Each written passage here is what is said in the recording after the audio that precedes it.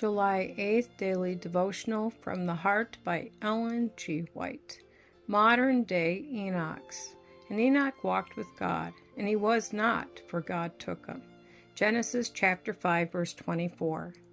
After Adam's fall from a state of perfect happiness to a condition of sin and misery, there was danger that men and women would become discouraged.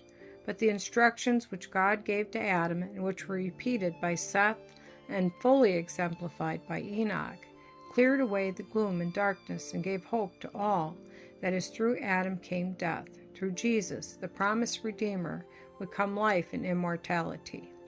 In the case of Enoch, the desponding faithful were taught that while living among a corrupt and sinful people who were in open and daring rebellion against their Creator, if they would obey Him and have faith in the promised Redeemer, they would work righteousness like the faithful Enoch, be accepted of God, and finally exalted to His heavenly throne.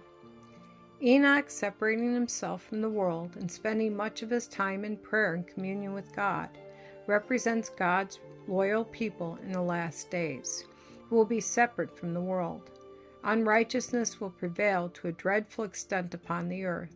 People will give themselves up to follow every imagination of their corrupt hearts, and carry out their deceptive philosophy and rebel against the authority of high heaven. God's people will separate themselves from the unrighteous practices of those around them, and will seek for purity of thought and holy conformity to His will until His divine image will be reflected in them. Like Enoch, they will be fitting for translation to heaven.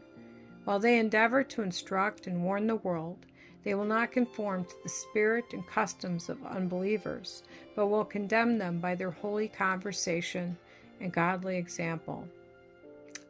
Enoch's translation to heaven just before the destruction of the world by a flood represents the translation of all the living righteous from the earth previous to its destruction by fire.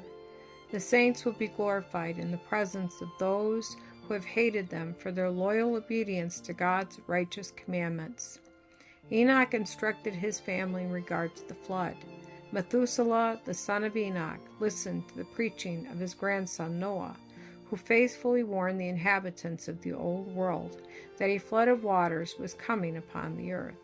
Methuselah and his sons and his grandsons lived in the time of the building of the ark. They, with some others, received instruction from Noah and assisted him in his work.